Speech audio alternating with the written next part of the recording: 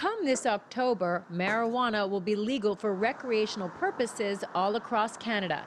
Each of its 10 provinces and its 3 territories will decide for themselves how to roll out the new law, making decisions on the minimum age and whether the private sector or the government will be responsible for distribution. It is absolutely not our intention at this time to move forward on legalization of all drugs.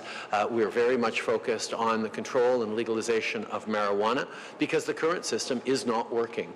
Canadians overwhelmingly support the decision to legalize cannabis for recreational purposes. But there's one snag. It violates the 3 international drug treaties it has signed.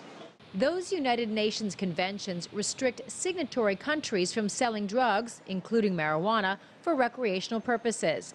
The International Narcotics Control Board, or INCB, that regulates compliance with the treaties could impose minor sanctions against Canada, but lawyer Andrew Bernstein doubts it will. The only country that's ever been sanctioned under these treaties is Afghanistan with respect to its poppy trade.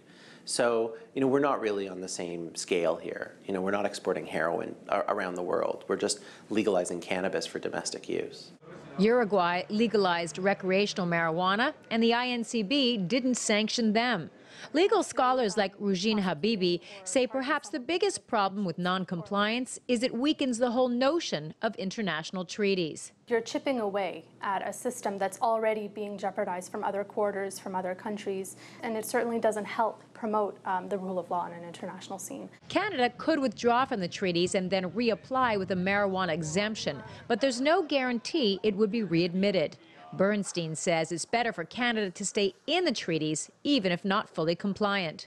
There's lots of things that Canada and Canadians are still very supportive of, like prohibition of, cocaine, opium-related drugs, things like that, and stopping international trafficking of those kinds of drugs. How the international community reacts to Canada's new law will be closely watched. Many other countries are considering legalization of marijuana too, but are leery of running afoul of their international commitments. Karina Huber, CGTN, Toronto.